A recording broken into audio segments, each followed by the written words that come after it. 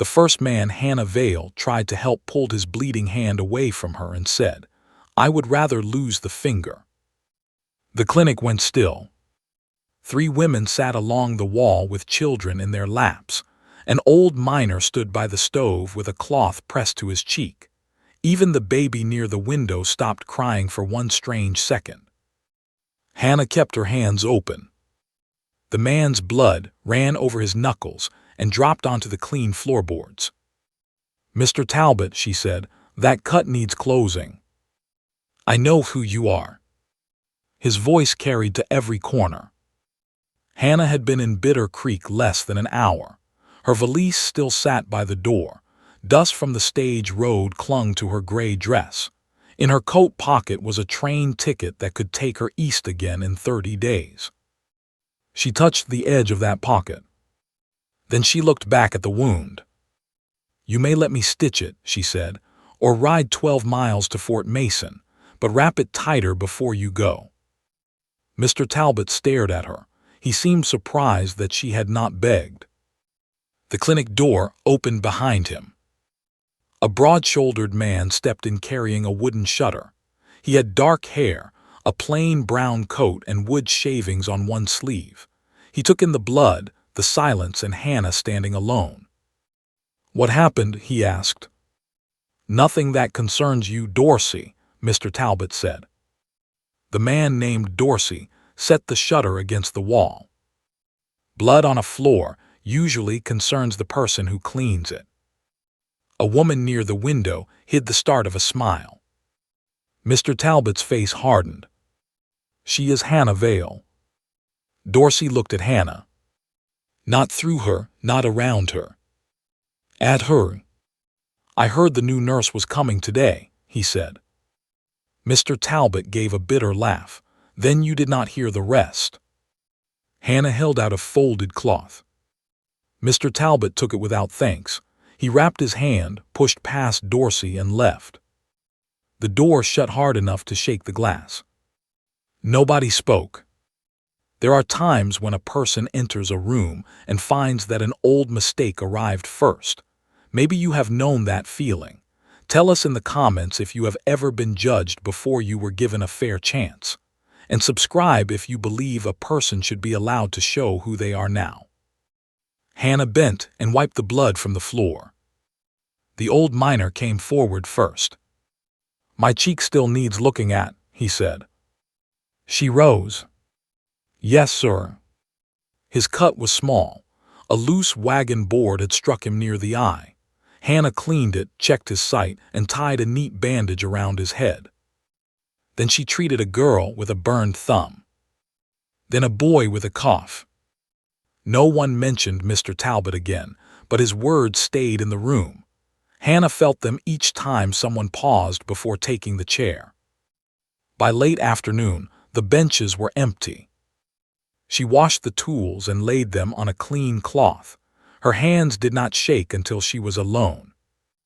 She closed the drawer too quickly. A glass bottle inside tipped against the wood. Hannah caught it before it broke. The man called Dorsey was still there. He had taken down the cracked shutters and was fitting the new one to the south window. He worked without asking questions. The scrape of his plane filled the quiet spaces between patients. "You missed a spot," he said. Hannah looked at him. He nodded toward the floor near the stove.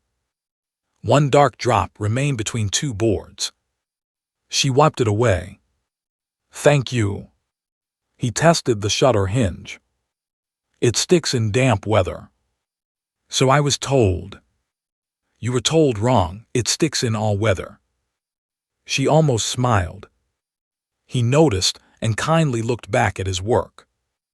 "My name is Micah Dorsey," he said. "I keep the wheel shop across the road." "Hannah Vale." "I gathered that." She folded the wet rag into a square. "You also gathered the rest." "I gathered that Talbot knows how to make a room uncomfortable." "That is not the rest." Micah set down his screwdriver. "No," he said, "it is not." Hannah waited for the question. It did not come. He lifted the shutter and worked the hinge pin into place.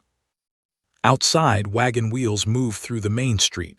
A bell rang at the livery. Someone called after a loose dog. Bitter Creek sounded like any other town. That made it harder. 7 years earlier, in a mining camp in Colorado, Hannah had cared for a woman named Ruth Bell. Ruth had been weak after a long fever. The nearest doctor was 2 days away, and snow had closed the pass. Hannah had done what she knew. It had not been enough. Ruth died before sunrise. Some said no one could have saved her. Others said Hannah had been too young and too proud to admit she did not know what to do. Hannah had heard both versions so often that neither brought comfort. She left Colorado before the ground thawed. Since then she had worked at army posts, ranch kitchens, boarding houses, and small clinics that needed hands more than history. She stayed until people began to trust her. Then she left. Trust made leaving harder. Depending on her made staying dangerous. Dr. Mercer, the old physician who owned the Bitter Creek Clinic, knew some of the story. He had written after hurting his leg in a wagon fall. He needed help through winter, perhaps longer. His letter had been plain. Come for 30 days, decide after that. Hannah accepted because 30 days had an end. She bought the return ticket before boarding the westbound train. Micah brushed wood dust from the ledge. Dr. Mercer will be back from the Harris place after dark, he said. He sleeps behind the medicine shelves. Your room is upstairs. I saw it. The latch is loose. I saw that too. I can fix it tomorrow. You do not have to. No. The answer made her look at him. He picked up his tools. But it is loose. He carried the broken shutter toward the door. As he turned it, a jagged edge caught his palm. Micah stopped. A red line opened across his skin. Hannah stared at it. He set the shutter down. It seems Talbot left some work behind, he said. You should wash that. Micah crossed to the basin. Hannah poured clean water over the cut. It was not deep, but it needed 3 stitches. She reached for the needle. Then paused. Micah held his hand over the basin. Blood slipped from his palm into the water. You know who I am, she said. Yes. You heard what happened in Colorado. Most of the town heard by noon yesterday. Her fingers tightened around the needle case. Then go to Dr. Mercer when he returns. Micah pulled out the chair and sat. No. Hannah did not move. He rested his injured hand on the clean cloth between them. It was such a simple act. No speech, no promise, no show for anyone watching. Just his hand placed in hers. 3 stitches, he said, unless you plan to charge by the hour.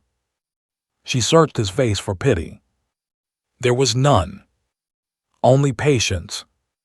Hannah threaded the needle. The first stitch went in clean. Micah did not flinch. The second drew the skin together. On the third, he watched her hands. Talbot's wife is Cora Bell's cousin, he said. Hannah tied the knot. Cora Bell, she repeated. Ruth Bell's sister. The name seemed to narrow the room.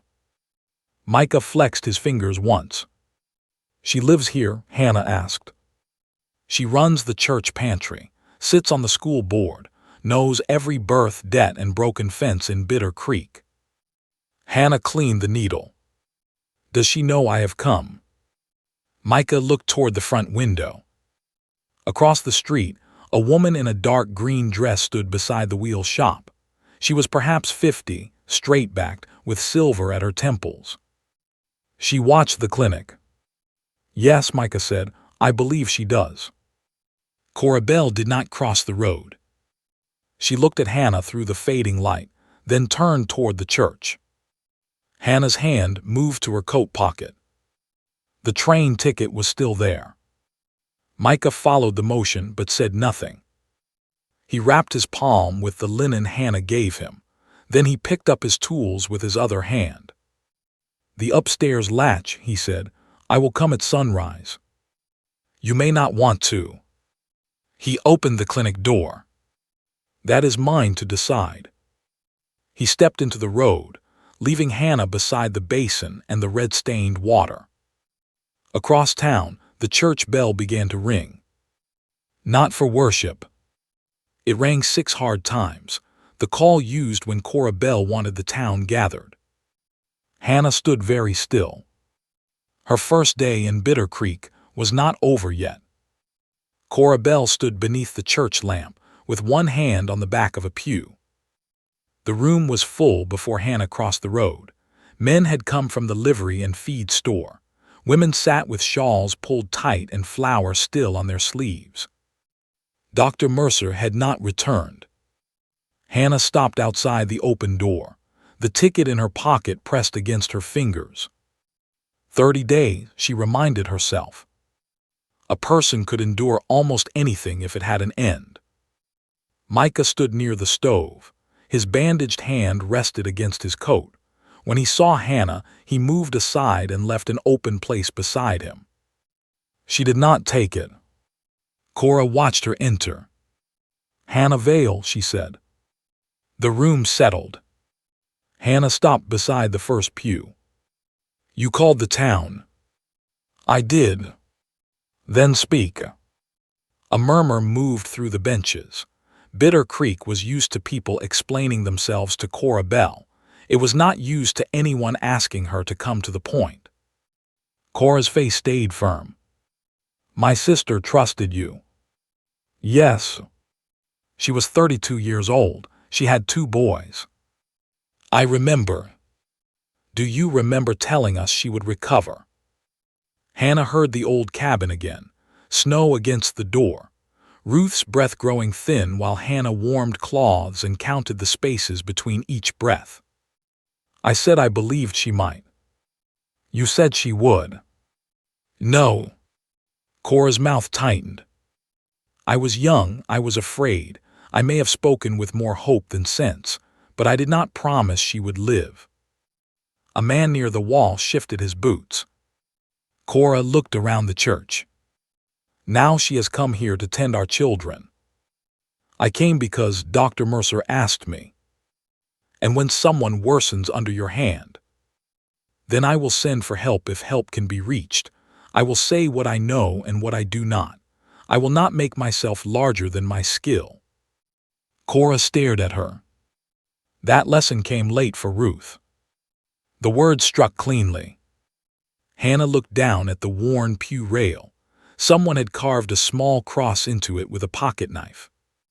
She could leave before dawn. The stage east passed twice each week. Her ticket could be used from Mason Junction. Micah spoke from beside the stove. "Was Ruth's death judged by a doctor?" Cora turned. "This is not your concern. You made it the town's concern." His voice was calm. That made people listen.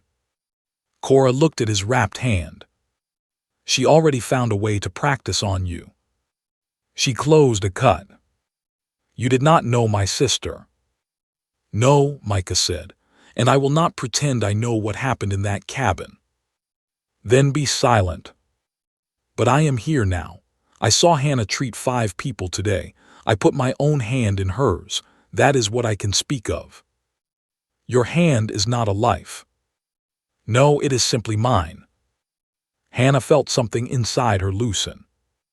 Micah had not called her innocent. He had not erased Ruth. He had only told the truth he knew. Cora turned back to Hannah. "Will you tell this town you did nothing wrong?" "No." Several people shifted. Cora seemed ready for denial, not that. "I should have sent for the doctor sooner," Hannah said. "The pass was closing. I thought I could manage until morning. By the time I understood I could not, no rider could get through." Her throat felt dry. "I have lived with that choice every day." Cora's chin trembled once. Living with it did not bring Ruth back. No. Nothing will. No. The church lamp gave a soft hiss. Cora looked older in that light. I will not bring my family to you. That is your right. And I will warn others. That is also your right. Hannah took her coat from the pew. But when Dr. Mercer is away, the clinic door will remain open, even to you. She walked out. No one stopped her. The road was dark except for shop lamps. Hannah crossed to the clinic, went upstairs, and placed her valise on the bed. The room held a narrow cot, a washstand, and one chair with a split cane seat. The loose latch clicked each time the wind moved the door. She opened the valise. It would take less than 5 minutes to pack. Hannah removed the train ticket from her pocket. The plain paper was already soft at one corner from the way she touched it. Mason Junction to St. Louis. She laid it on the bed. Below, the clinic door opened. Hannah closed her eyes. If someone had come for treatment, she could not leave them standing there. She went downstairs. Dr. Mercer leaned against the front desk with mud to his knees. He was a thin man near 60, with iron-gray whiskers and spectacles sitting crooked on his nose. You must be Miss Vale. You must be hurt. Only old. He lowered himself into a chair. The Harris baby came feet first. Mother and child are alive. My left knee is less pleased. Hannah brought him water. He drank, then noticed her coat. You planning to go somewhere? Cora Bell called the town together. I heard the bell. You knew she would object. I knew she might. You did not put that in your letter. If I had, would you have come? No. Then leaving it out was useful. It was dishonest. Dr. Mercer nodded. A little. Hannah set the cup down. I do not work for men who trick me. You do not work for me yet. Your 30 days began this afternoon. I could end them tonight. You could. His easy answer angered her more than an argument. I asked you here because my hands are slowing, he said. Bitter Creek needs another pair that knows what to do. There are other nurses. Not many who answer letters from towns this small. You know what happened to Ruth Bell. I read the statement from the doctor who arrived after the pass opened. Hannah went still. He believed the fever had already damaged her heart, Dr. Mercer said. He also believed you waited too long to seek help. Both things can be true. Hannah straightened the clean cloth by the basin. You should have told Cora that. She knows. Hannah faced him. Her husband received the same statement. Then why does she speak as if I killed Ruth? Because facts did not give her sister back. He rose with effort. I will not ask you to stay for the town. Towns are poor at gratitude and quick with gossip. Stay because the work is needed, or leave because you cannot do it. But do not let Cora make the choice for you. He limped toward the rear room. At the door he paused. Micah Dorsey will come at sunrise. For the latch. For the latch, he said, though his tired look suggested he believed it meant more. Hannah slept badly. Before dawn, she folded the ticket and placed it inside the top drawer of the washstand. Not in her coat. Not in her valise. In the drawer. At sunrise, 3 knocks sounded upstairs. Micah stood outside with a small toolbox and 2 cups of coffee. His injured hand was wrapped in fresh linen. Hannah opened the door. He handed her 1 cup. I did not know how you take it. Plain. So do I. He knelt beside the loose latch. Hannah leaned against the washstand and drank. The coffee was bitter and hot. Neither mentioned the church. Micah removed the bent screw and held it up. Wrong size. Can it be fixed? Most things can, if the wood around them is still sound. Hannah looked toward the drawer. Micah fitted a new screw, tested the latch, and closed the door once. It held firm. There.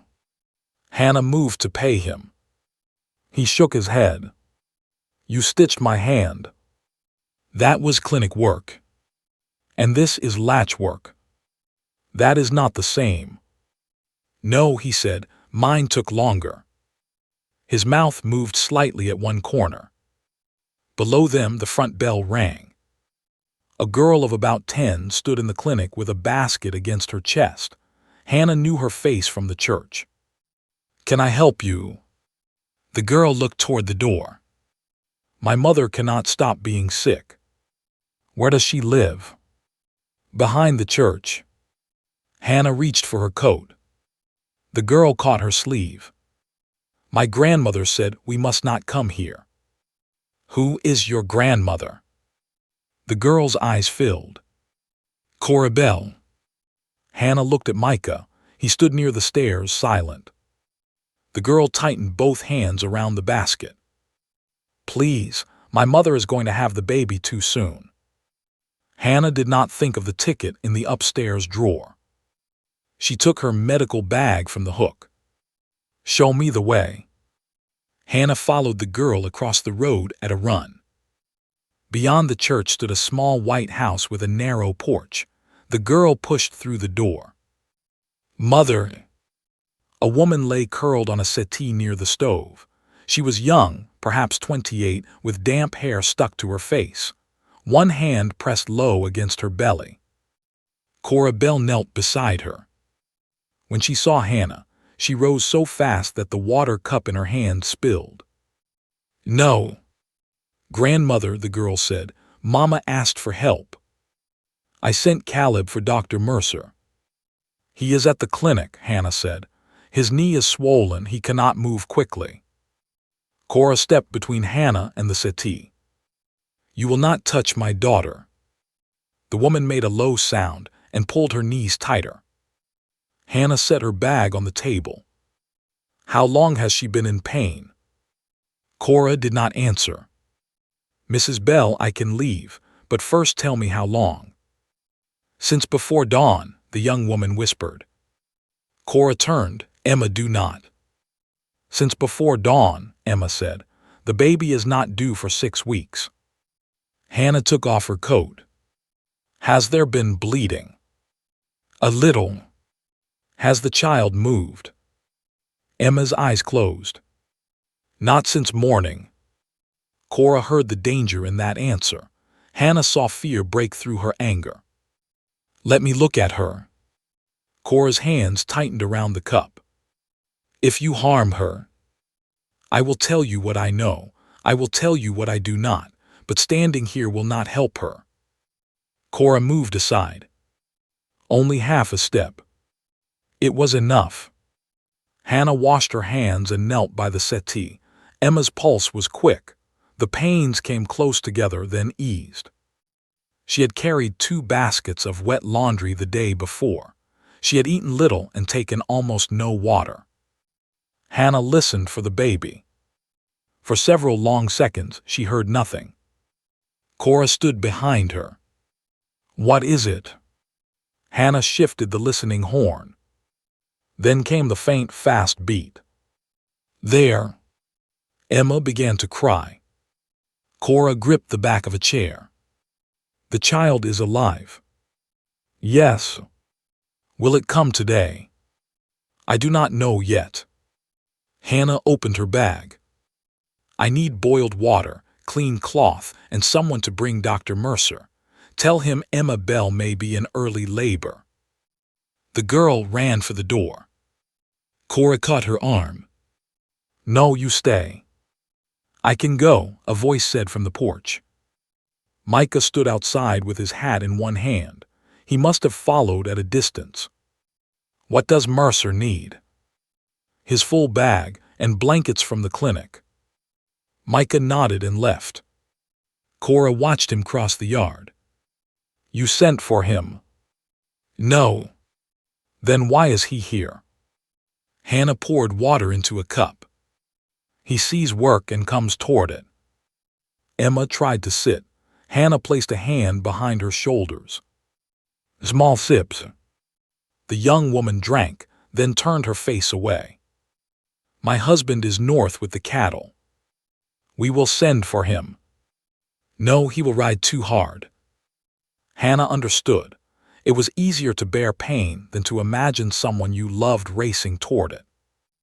We will wait until Dr. Mercer sees you. Cora brought cloth from a drawer. What else? Cool water for her face, then sit beside her. Cora hesitated. You are more useful to her there than standing over me. Cora's eyes flashed, but she sat. The next pain bent Emma forward. Cora held her shoulders. Hannah counted softly until it passed.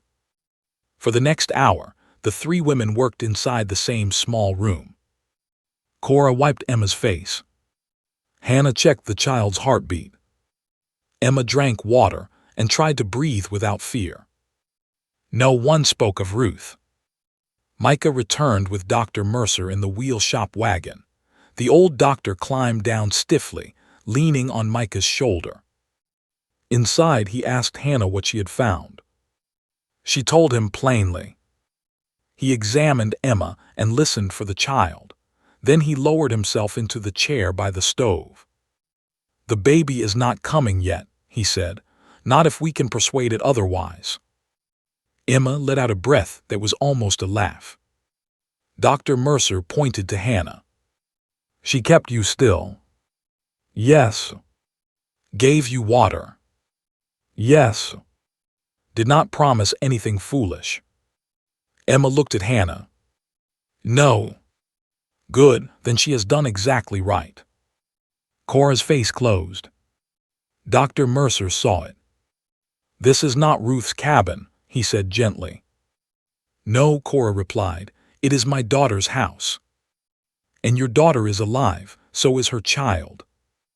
Cora folded the damp cloth into smaller squares. Hannah rose. She should not be moved. I can stay until the pains slow. Dr. Mercer nodded. I will return before dark. I will stay, Cora said. Hannah began putting her tools away. Emma reached for her. Please do not go. Cora looked at her daughter's hand around Hannah's sleeve. Something passed over her face, not forgiveness, not trust. Only the knowledge that Emma had made a choice. Cora stood. I will make broth. It was not an apology. Hannah did not treat it like one. By late afternoon, the pains had spread farther apart. Emma slept with one hand over her belly. Her daughter sat on the floor, drawing circles in the dust with a button. Cora worked at the stove. Hannah moved to the porch. Micah sat on the top step, repairing the strap on her medical bag. The leather had split near the buckle. You took that without asking, she said. It was about to break. You have a strong opinion about broken things. Only the ones I can mend. He pulled the thread tight with his good hand. Hannah sat one step below him. You should not have brought Dr. Mercer in that wagon. The road is rough. He complained the whole way. That sounds like him. He said my springs were a disgrace. Are they? Yes. For a while they listened to the soft sounds inside the house, a spoon against a pot, Emma turning in sleep. Micah handed Hannah the repaired bag. You keep doing work I did not ask for. You keep finding things that need it. That is not permission. No. He waited.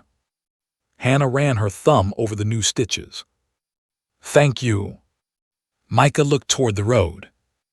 Cora will not change because of one afternoon. I know. She may tell the story in a way that leaves your name out. I know that too. Does that trouble you? Hannah thought of 7 years spent leaving before anyone could decide what she was worth. Yes. It was the first honest answer she had given him about herself. Micah rested his elbows on his knees. "My father had a wheel split under a freight wagon when I was 16, he said.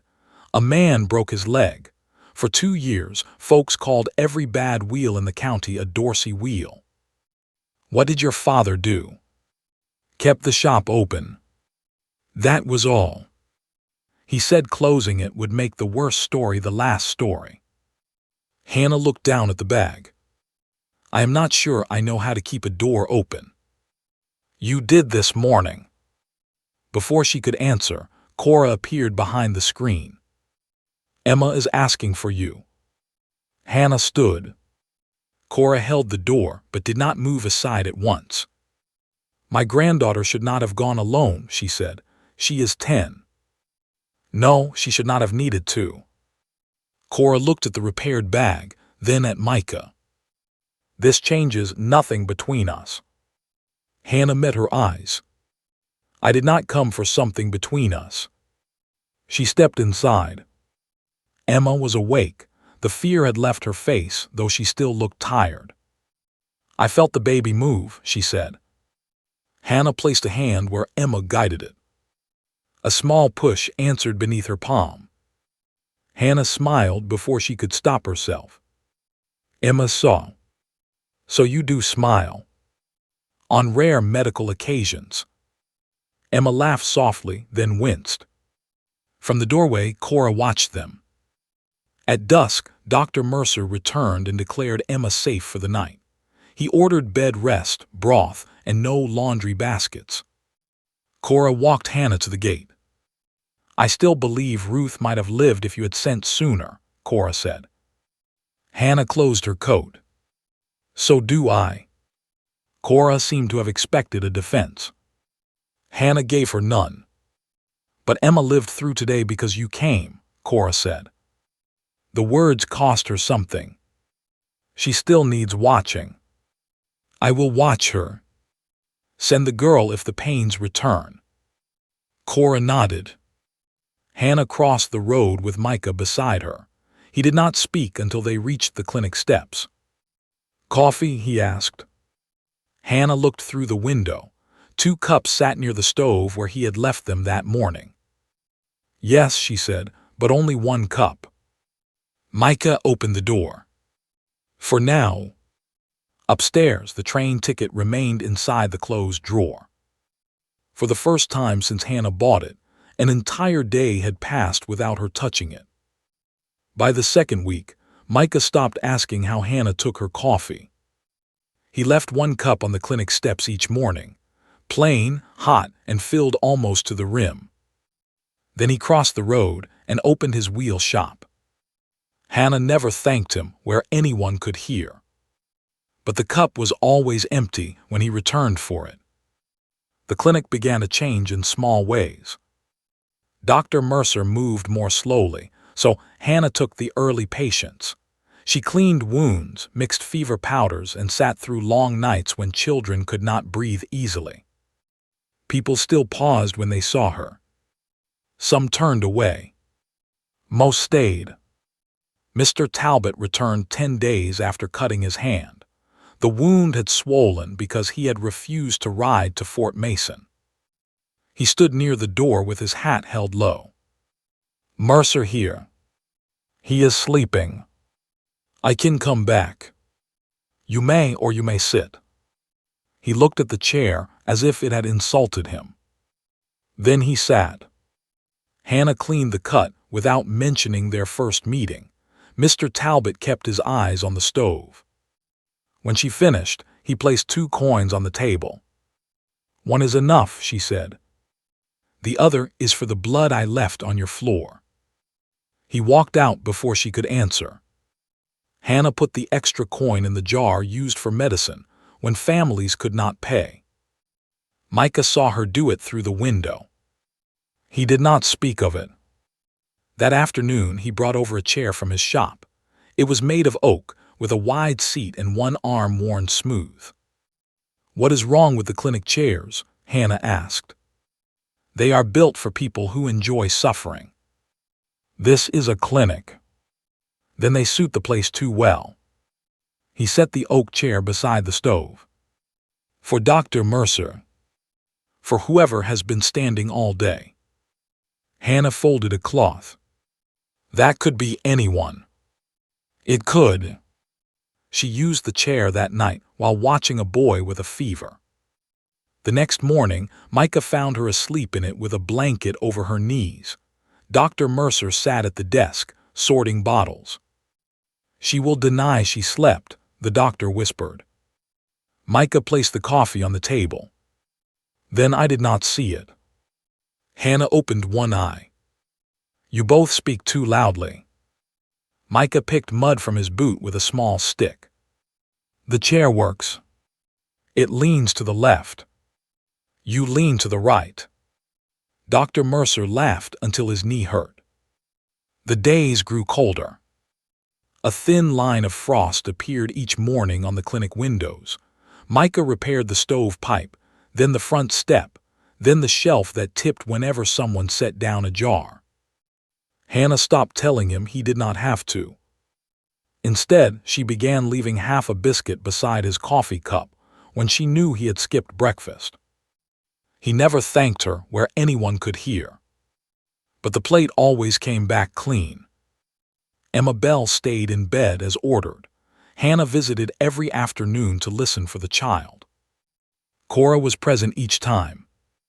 She gave Hannah water, brought clean cloth, and answered questions without sharpness, but she did not offer kindness. One afternoon, Hannah found Cora sewing beside the window while Emma slept. The needle moved quickly through a small white gown. She should not need that yet, Cora said. The baby may wait. And may not. Yes. Cora tied off the thread. Ruth sewed quickly too. Hannah kept her hand on Emma's wrist. She made blue shirts for her boys. You remember that. One had a crooked collar. Cora looked up. She laughed about it for a week. I remember. The room went quiet. Cora folded the little gown and placed it in a basket. I hated that you remembered her, she said. Hannah did not ask why. It would have been easier if you had forgotten, Cora continued. Then I could believe Ruth meant nothing to you. She meant a great deal. That does not help. I know. Cora's fingers rested on the basket handle. You say that often. Because it is often true. Emma stirred in bed. Both women turned toward her at once. The moment ended. But when Hannah left, Cora handed her a covered bowl. Stew, she said. Emma cannot finish it. Hannah took it. Thank you. It is only stew. Hannah carried it across the road. Micah was closing his shop. He saw the bowl and raised an eyebrow. Medical payment. Only stew. They ate it in the clinic after Dr. Mercer went to bed. Micah sat in the chair he had brought. Hannah took the stool beside the stove. Between them stood the bowl, 2 spoons, and the easy silence that had begun to feel less like silence. Your 30 days end next Thursday, Micah said. Hannah's spoon stopped. You counted. Mercer mentioned it. Dr. Mercer mentions too much. He said the train from Mason Junction leaves at noon. Hannah set the spoon down. You counted. Micah looked into the stove. Yes. The answer was so plain that she had no defense against it. I have not decided, she said. You bought the ticket before coming. Hannah looked at him sharply. Mercer did not tell me that. Then how do you know? You touch the drawer upstairs whenever the train whistle carries this far. She had not known he noticed. Micah rested his bandaged hand on one knee. The stitches had come out, but a thin red line remained. I'm not asking you to stay, he said. Why not? Because you would hear it as a weight. And if it is, then it should be yours to lift or leave. She looked at the repaired shutter, the steady stove, and the oak chair where he sat. You make it sound simple. No, I am trying not to make it harder. Outside, a wagon passed with bells tied to the harness. Their sound faded down the road.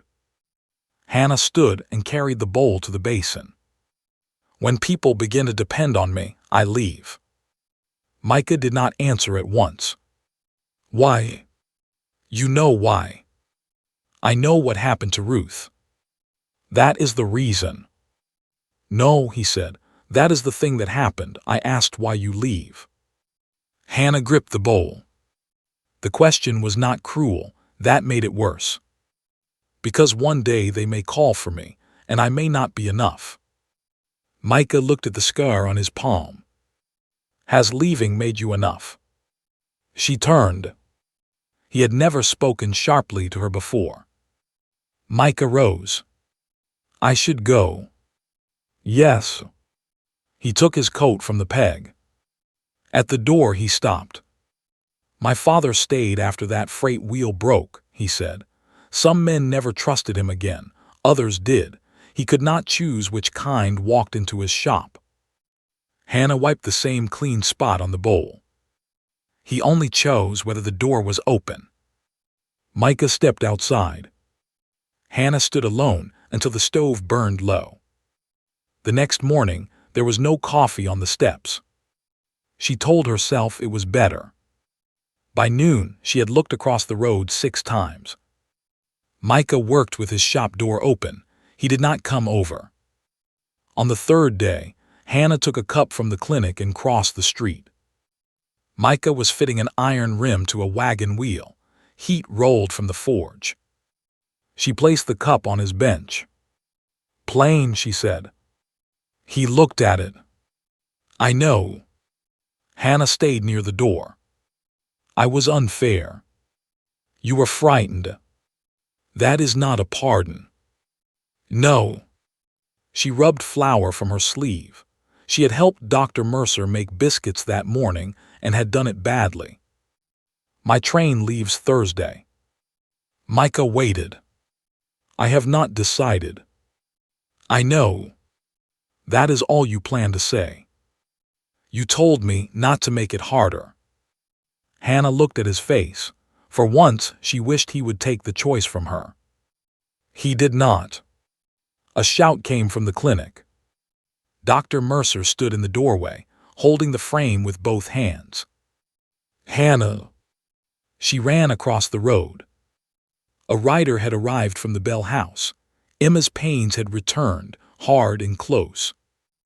Dr. Mercer reached for his coat, then his injured knee gave beneath him. Hannah caught his arm. He looked toward the waiting horse, then at her. You must go without me. Across the street, Micah was already pulling his wagon into the road. Thursday's train whistle sounded faintly beyond the northern hills.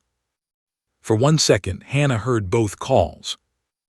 Then she took her bag and climbed beside Micah. Micah drove faster than Hannah liked and slower than fear demanded. The wagon struck every rut between the clinic and the Bell house. Hannah held the seat with one hand and her medical bag with the other. Emma was calm this morning, she said. Micah kept his eyes on the road. Calm can change. So can weather. That does not make either one harmless. At the Bell gate, Cora stood waiting. Her apron was wet. A dark strand of hair had come loose near her cheek. The water broke, she said. There is blood. Hannah jumped down before the wagon stopped moving. Inside, Emma knelt beside the bed with both arms around her husband's neck. Caleb Bell had returned from the North Range. His coat was still covered in trail dust. Emma cried out. Caleb looked at Hannah with the terror of a man who could lift a steer from mud, but could do nothing for the woman in his arms. Help her. Hannah set down her bag. I will. Cora closed the bedroom door behind them. Micah remained in the front room with Emma's daughter. He sat on the floor and showed her how to tie a strong knot in a strip of cloth. Hannah could hear his low voice through the wall.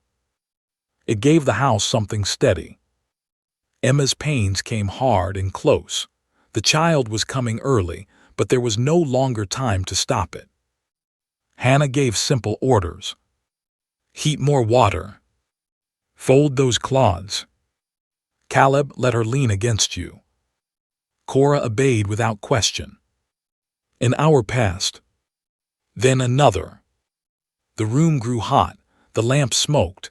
Caleb's shirt darkened where Emma gripped him. Hannah checked the child's position and felt a cold fear open inside her.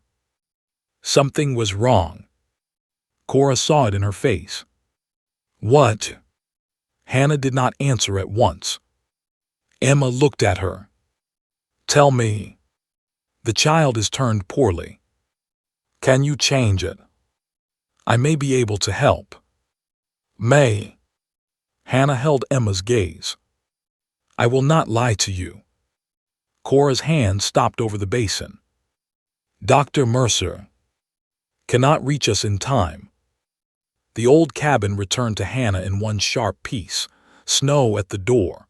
Ruth calling her name. Hannah saying the doctor would come even after she knew he could not.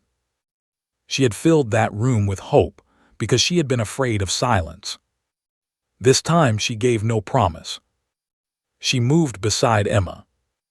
I need you to listen to me. When I tell you to breathe, breathe. When I tell you to stop pushing, you must stop. Emma nodded. Caleb pressed his mouth to his wife's hair. Hannah washed her hands again. Outside, the noon train sounded from far beyond the hills. It was the train her ticket had promised. The whistle carried through the thin window glass, then faded. Hannah did not turn her head. A mother's life, a child's life, and Hannah's last belief in her own hands had come down to this room. Stay with them now, because what happened next would decide more than whether a train left without her. It would decide whether Hannah could stop letting one terrible night speak for the rest of her life. The next pain took Emma's breath. Hannah worked carefully. Not yet, she said. Hold. I cannot. Yes, you can. Emma shook her head. Hannah leaned close. Look at me. Emma opened her eyes. You are not alone in this room. For 1 second, Hannah heard the words as if someone else had said them to her. Then the child shifted beneath her hands. A small change. But enough. Now, Hannah said. Emma cried out. Caleb held her. Cora stood frozen beside the bed, both hands pressed to her mouth. Again, Hannah said. The child came into the world silent. The room stopped. Hannah lifted the tiny body into the cloth. Emma tried to rise. Why is he not crying? Hannah rubbed the child's back. Nothing. Cora made a broken sound. Hannah bent closer.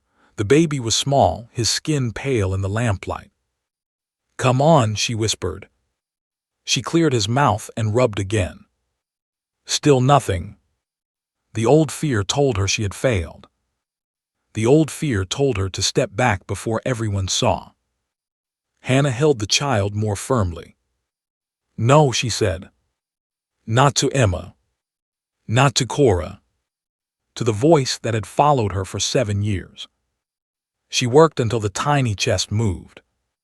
A weak breath. Then another. The child gave a thin cry. Emma began to sob.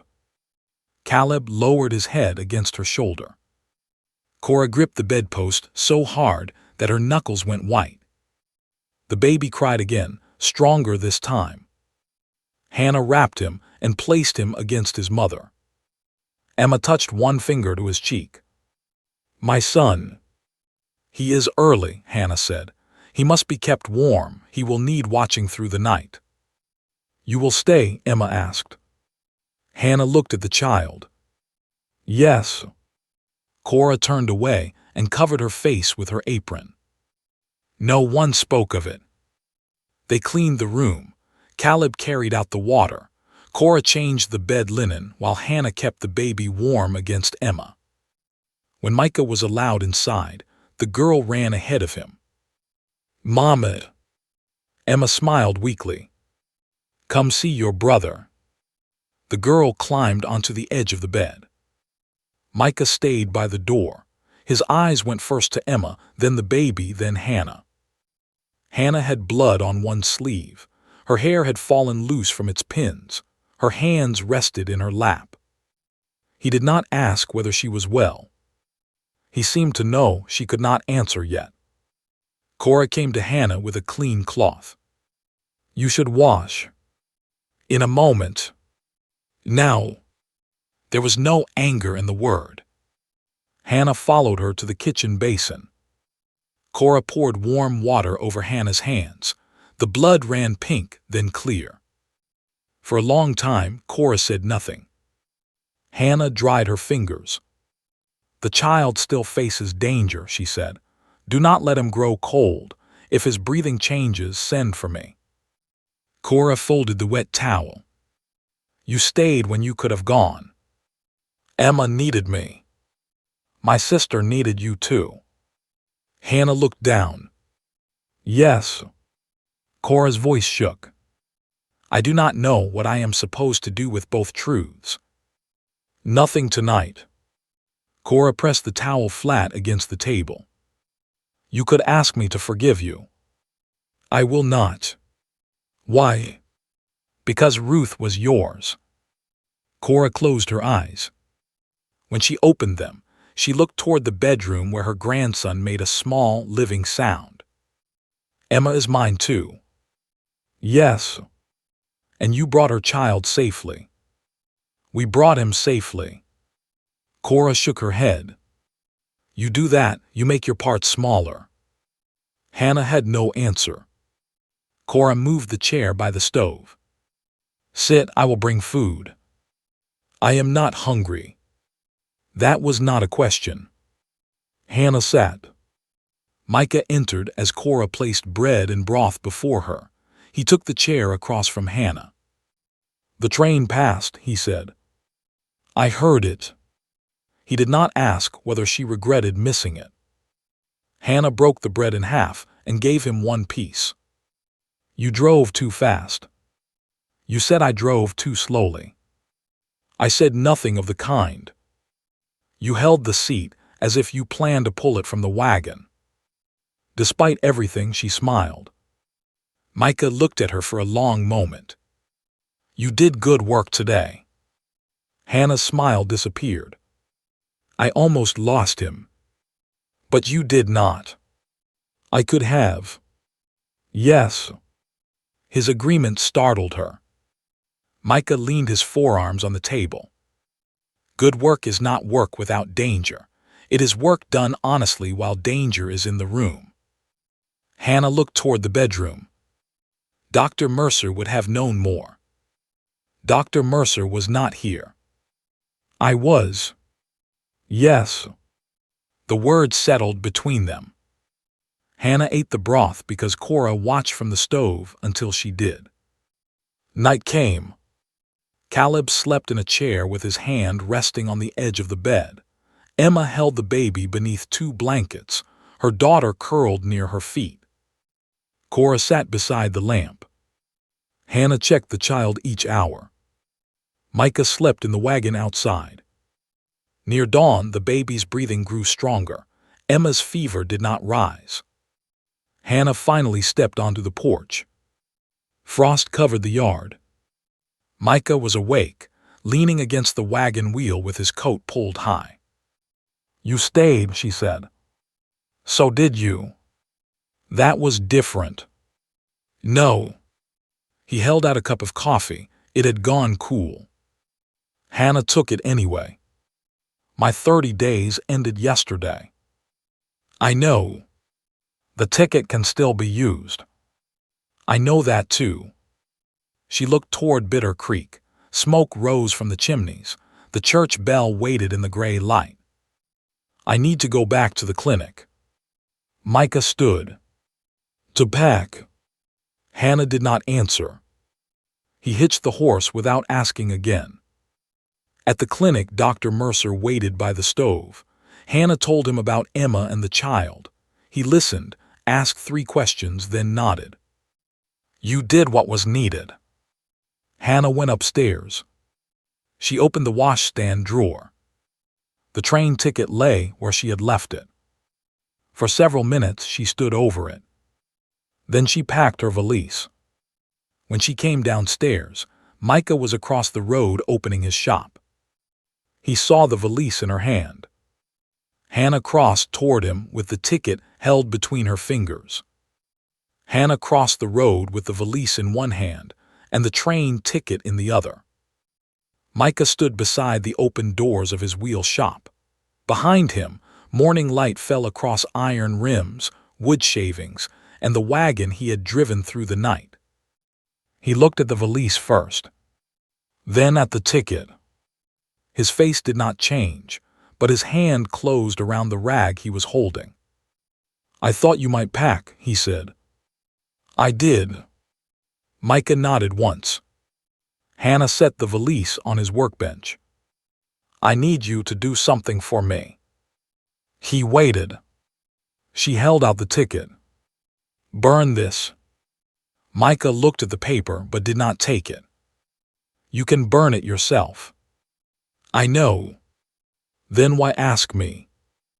"Because I have spent 7 years making every leaving mine alone." The wheel shop was quiet. Across the street, Dr. Mercer stood inside the clinic window. He pretended to arrange bottles and failed to look anywhere but at them. Hannah kept the ticket between her fingers. "I bought this before I came because I wanted the decision made. 30 days, no promises, no one depending on me long enough to be hurt when I left." Micah wiped his hand on the rag. "And now people depend on me." He looked toward the Bell house beyond the church. "Yes. That still frightens me." "I know. I may fail someone again." "Yes." The answer landed without cruelty. Hannah drew a slow breath. "But leaving has never made anyone safer. It has only made sure I was not there." Micah took the ticket. He walked to the forge and held it above the coals. Then he stopped. Hannah watched the plain paper bend in the heat. "What is it?" she asked. Micah turned back. "If I burn this, it may look like I made you stay." "You did not. I need you to know that when a hard day comes." Hannah crossed to the forge. She took the ticket from his hand. For 1 second she saw every road it offered. St. Louis, another clinic, another room where nobody knew Ruth Bell's name. Then she placed the ticket on the coals herself. The edge curled. Black spread across the printed letters. A small flame rose and was gone. Micah looked at her. "I am staying," Hannah said. He released the breath he had been holding. "For the clinic?" "Yes." The answer pleased him, but not fully. Hannah let him wait. "And for the coffee," she added. "That is a poor reason. It is often cold." "Worse." She looked down at his scarred palm. "And because you keep showing up without trying to own what happens next." Micah's eyes stayed on hers. "That is a better reason." Hannah picked up her valise. "I should put this back upstairs." "I can carry it." "No." He raised one eyebrow. She gave him the handle. "Only because the latchwork was poor, and the stairs may be unsafe." "The latch is excellent." The stairs remained doubtful. They crossed the road together. Dr. Mercer moved away from the window too late. "You missed your train," he said. "I heard it." "Unfortunate." "Very." He smiled and handed her a list of patients. By noon, half the town knew Hannah had stayed. By evening, all of it did. No bell called them together this time. The news moved through open doors, over counters, and between women hanging wash.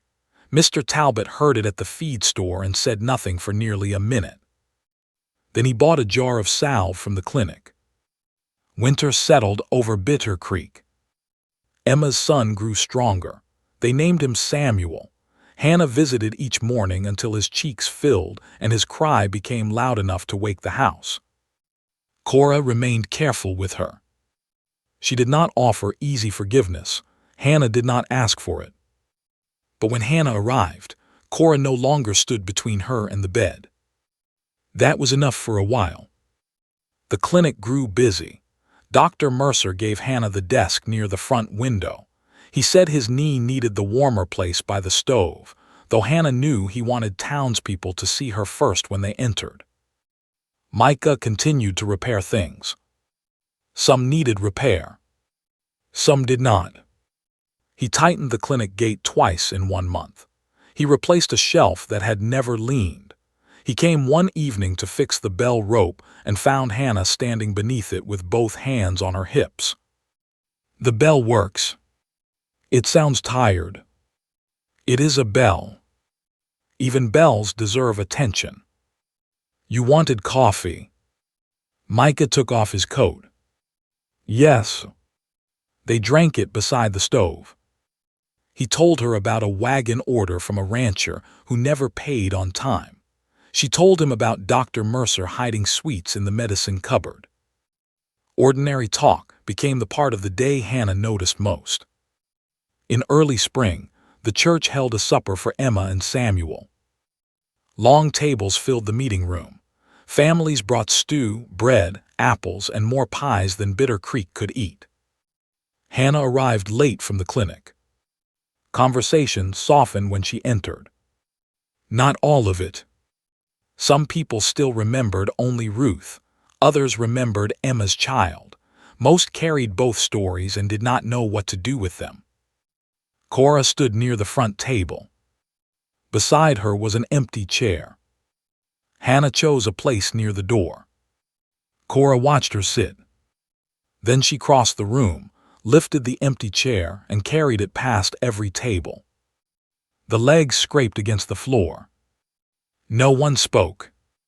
Cora set the chair beside her own. This place is taken, she said. Hannah looked at her. By whom? Cora's hands rested on the chair back. By the woman who stayed with my daughter. The room seemed to hold one breath. Hannah walked forward. Cora did not smile, neither did Hannah. She sat beside her. Emma placed Samuel in Hannah's arms while she ate. The baby caught one finger in his small hand and refused to release it. Across the room, Micah leaned against the wall. He did not look proud of her. He looked glad she was there. Sometimes the truest change is not a grand apology. It is a chair moved across a crowded room and someone finally making space. That quiet truth is why these stories are told. After supper, Micah walked Hannah back to the clinic. Mud clung to the road from the thaw. He offered his arm at the worst place. She took it before he asked twice. At the steps he stopped. I have something to say. That sounds dangerous. It may be. Hannah waited. Micah looked toward his dark shop, then back at her. I do not want to be only the man who fixes your shelves. You also bring coffee. I had hoped my value was greater. It depends on the coffee. He smiled, but the smile faded. I love you, Hannah. The words were plain. They did not frighten her, because he did not use them to demand an answer. She touched the worn edge of his sleeve.